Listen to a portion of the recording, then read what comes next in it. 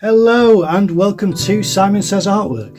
In this video I'm going to be drawing on a piece of A4 white paper, and I'm just going to be drawing with these grayscale brush pens. Now this is not going to have any reference, I'm just going to do a quick sketch of a face from a side profile, and it's just going to be made up just to sort of show you how I approach it and how far I get when I'm just winging it basically. So okay, let's get started.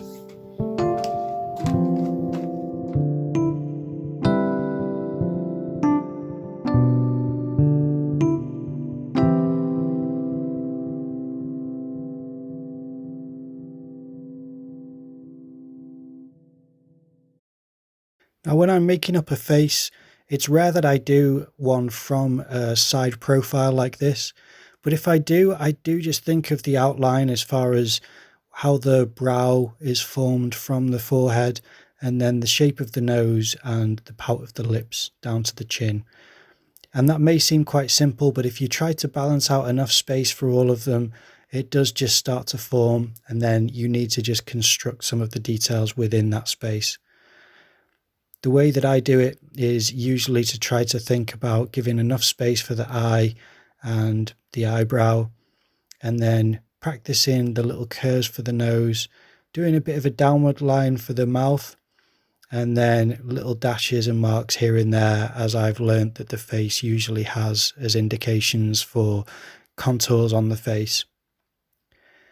From that, you have to make decisions about the structure of the head and the face, and there's a certain temple line which I've just applied there, and then placing an ear can be quite tricky. I've done it slightly high there, to be honest. It should have been lower than that, but you can kind of get away with it as long as it's somewhere within the realm of where I've put it. But in hindsight, I should have placed the top of the ear just lower and the bottom of the ear lower also. And then for below the chin, it's trying to get used to that curve down to the neck, and trying to not make the neck too thin or too fat. It can be different depending on the person, but depending on how you've done it, it does just change the whole dynamic of the face and the head into a more caricatured look. Also, I'm noticing here that the ear is too far in. It should be further back on the head. Not much further back, but I would have placed it further back if I'd have realised. And I think it's just going a little bit too fast sometimes. I need to take a little bit more time and just make sure that the faces and heads that I'm constructing are a little bit more accurate with the truth of what you see. But at the same time, it's got enough space where I can now do a curve for the hair and start to construct a hairline on this made-up head.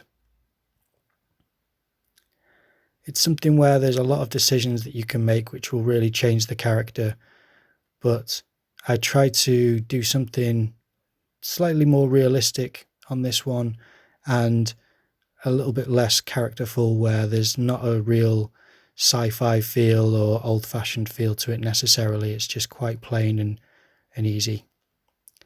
I do a slight bit of a collar, and you can see the face has got a bit of character to it, where you can imagine that being a person, but it's nothing where it's too much detail or too difficult.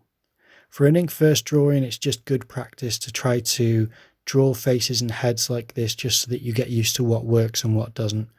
Knowing what you've done wrong is just as important as trying to repeat what you've done that actually works. Putting that line in for the jawline is quite important, and if I hadn't included that, I would have made a note of the fact that it was missing.